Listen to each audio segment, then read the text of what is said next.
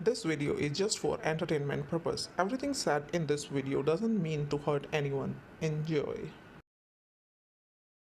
Hello guys, mission news में आप लोगों का स्वागत है और आज हम बात करने वाले हैं दीदू के बारे में।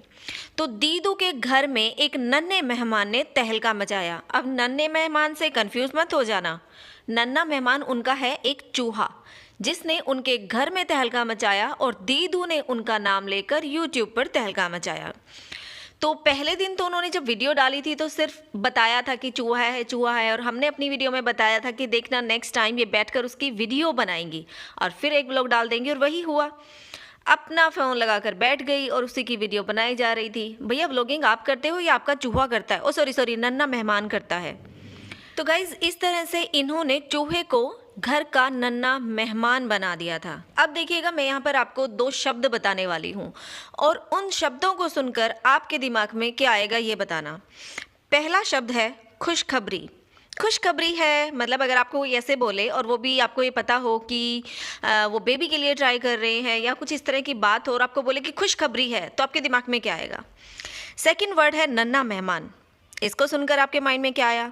दोनों को सुनकर आई थिंक आपके दिमाग में एक ही चीज़ आई होगी और वो है बेबी।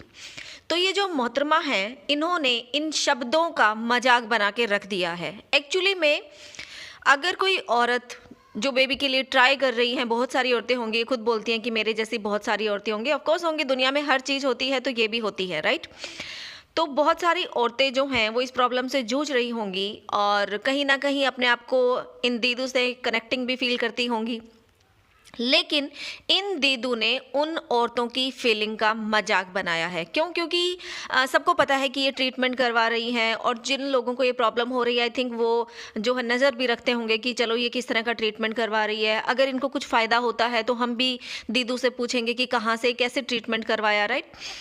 तो जो दीदू है जब ये इस तरह के टाइटल डालती होंगी कि खुशखबरी है, नन्हा मेहमान आ गया, तो जो वो अदर लेडीज़ होती हैं उनके दिल में भी जो है एक किरण जगती होगी कि शायद अब हमें भी इससे फ़ायदा होगा, राइट? वो सोचती होंगी कि चलो इनको जो है खुशखबरी मिल गई है या इनके घर में नन्हा मेहमान आने वाला है, तो हो सकता है हमारे साथ भी कुछ पॉजिटिव हो। चलो हम इसकी वीडियो देखते हैं और देखते हैं कि इन दीदू ने क्या किया है, मतलब कौन से डॉक्टर से सलाह ली है, कैसे इलाज करवाया है। हम भी इनकी ट्रीटमेंट देखते हैं और हम भी वही करेंगे। लेकिन जब वो लेडीज जो होती हैं इनका वीडियो देखती हैं तो क्या मिलता है उनको कि इन मोहतरमा ने नन्हे मेहमान के नाम पे चूहा दिखा दिया है, खुशखबरी के नाम पे कुकर ला के दिखा दिया है या चॉपर दिखा दिया है। मतलब ये जो दीदू हैं वो इतना रो धो के दिखाती हैं, लोगों को इमोशनल फूल बनाती है, दूसरे लोगों को भी रुलाती हैं।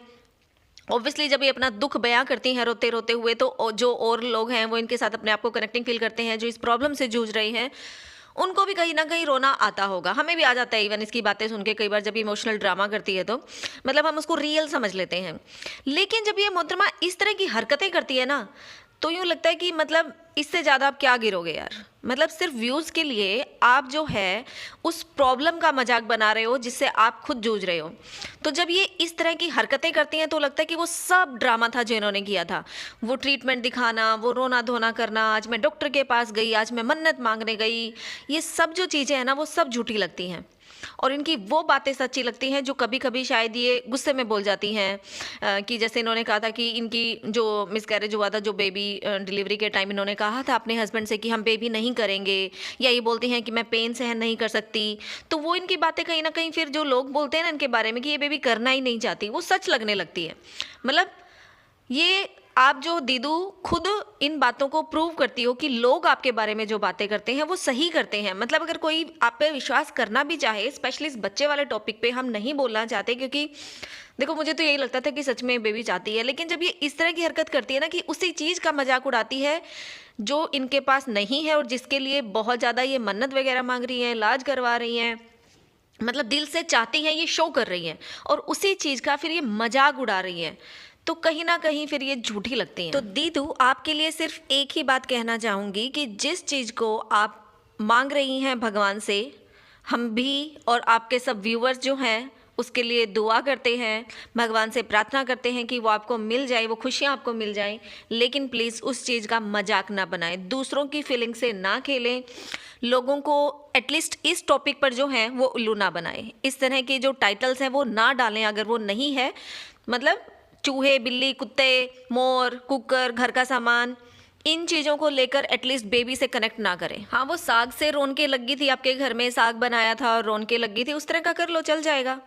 लेकिन बेबी के नाम से लोगों की फीलिंग से खिलवाड़ करना गलत है।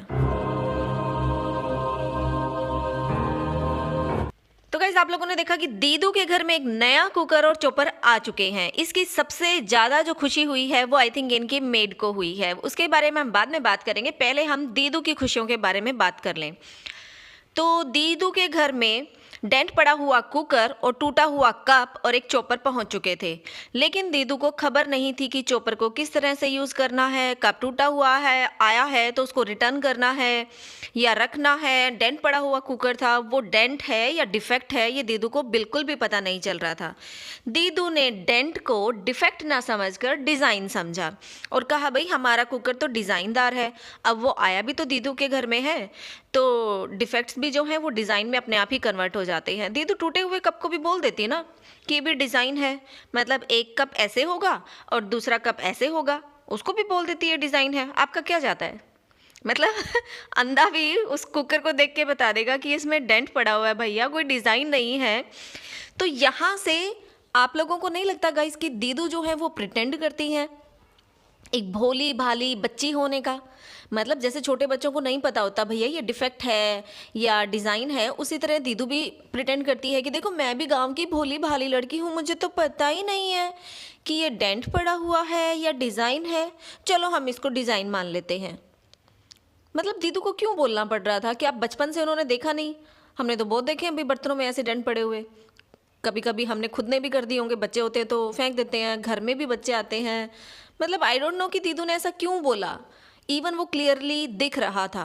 चलो बोला बोला मान लिया। अब उसके बाद आता है कि अगर आपके पास आप पैसे देख रहे कोई चीज़ खरीद रहे हो, जैसे कि दीदू ने अपने व्लॉग में बार बार जोर लगा के, एड़ी चोटी का जोर लगा के बोला कि ये जो वीडियो है वो स्पॉन्सर्ड वीडियो नहीं है, ये मैंने पैसे देकर खरीदा है। तो दीदू, जब आपने पैसे देकर ये चीज़ खरीदी है तो फिर आपने ये टूटी फूटी चीज़ें क्यों ली हैं, क्यों इनको रिटर्न नहीं किया? मतलब आपका एक कप टूटा हुआ निकला, राइट?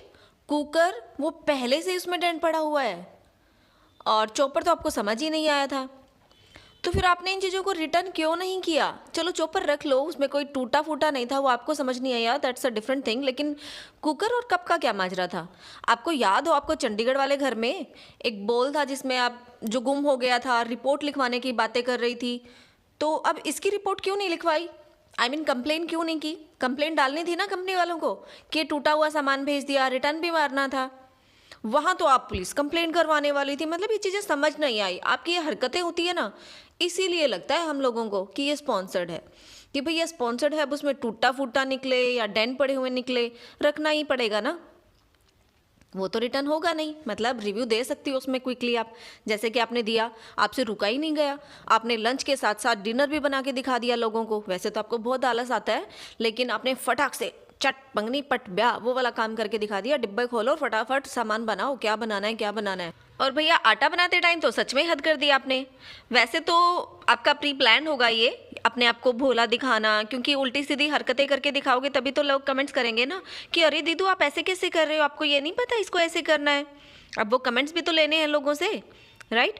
तो उसी चक्कर में दीदू ने ये पर्पसली सब चीज़ें करके दिखाई और ब्लेम लगा दिया कि उनकी वीडियो में ऐसा था, उनकी वीडियो में ऐसा था। लेकिन आपकी को भी तो आंखें दी है ना भगवान ने, दिमाग भी दिया है, और आप तो बहुत स्मार्ट है। आप बोलती हो मैं तो बहुत स्मार्ट हूँ, तो आपको ये नहीं पता कि आटा कैसे बनेगा?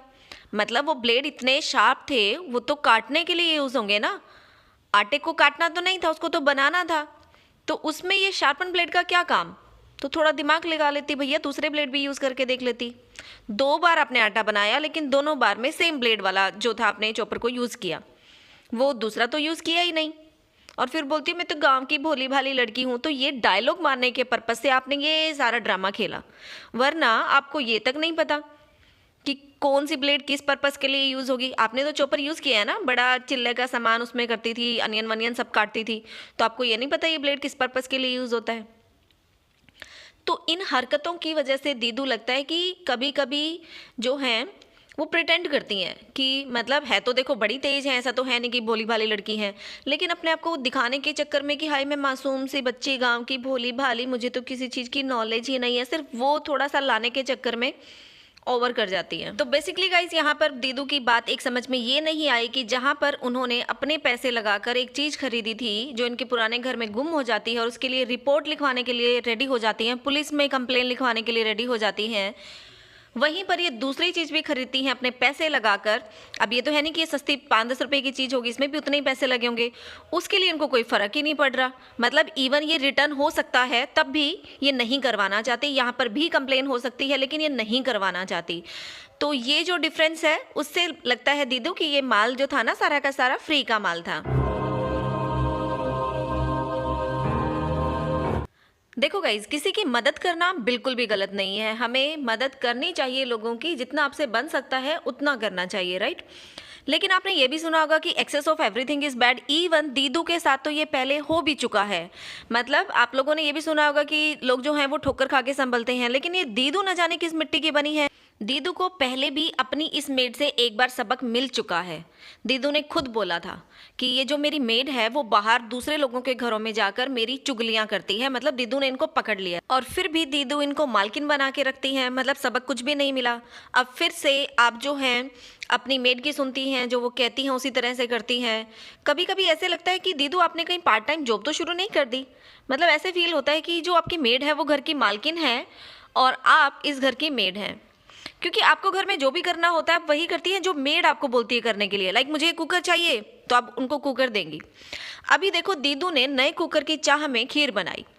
दीदू ने कहा कि मैं ये जो खीर बना रही हूँ वो सबको दूंगी, घर के बाहर जो भी वर्कर्स हैं जो काम करते हैं उन सब में बांटूंगी।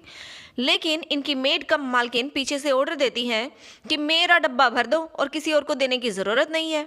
अब दीदू अपने व्लॉग में अच्छी बन के दिखाने के लिए बेचारी इतनी मेहनत करती है, सामान बना बना के देती है, कभी चाय कभी खाने का कुछ देती है, और ये मेड कम मालकिन ने ऑर्डर मार दिया। तो दीदू ने भी बोल दिया, क्यों आंटी, बाकी किसी को क्यों नहीं देना, हम सब मिल बांट के खाएंगे ना।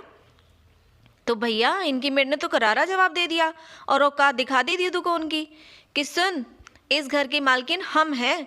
तो इनकी मेड ने सच में यही बोला कि इस घर की हम मालकिन हैं तो हमारा डब्बा भर दो और बाकी किसी को देने की ज़रूरत नहीं है। तो किसी मेड की इतनी बोलने की हिम्मत क्यों होगी? क्योंकि जो ये दीदू कम मालकिन बनती फिरती हैं या मेड बनी हुई हैं आजकल, इन्होंने इतनी परमिशन उनको दी है, उन मेड को बताया है कि आपके जो दिल में आए वो बोलो, जो दिल में आए वो करो।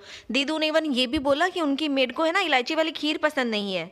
जब दीदू ने ये डायलॉग मारा तो हमारे दिमाग में तो एक ही बात आई, भैया नेक्स्ट टाइम उनसे पूछ के ही बनाना, उनकी पसंद की बनाना कि उनको क्या पसंद है और क्या नहीं।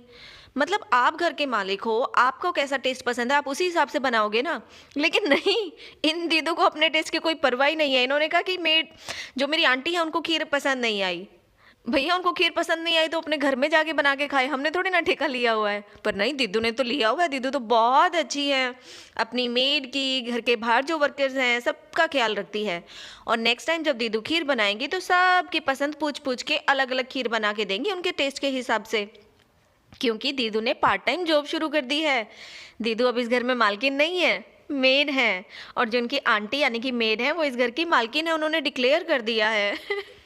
तो देखो दीदू, आपकी मेड ने तो बता दिया कि वो मालकिन है। अब प्लीज़ अपने नेक्स्ट व्लॉग में आप ये बताना बिल्कुल भी मत भूलिएगा कि आप इस घर की मेड हैं और आपने यहाँ पर पार्ट टाइम जॉब शुरू कर दी है। गाइज, आप लोगों का इस बारे में क्या कहना है मुझे कमेंट करके ज़रूर बताइएगा।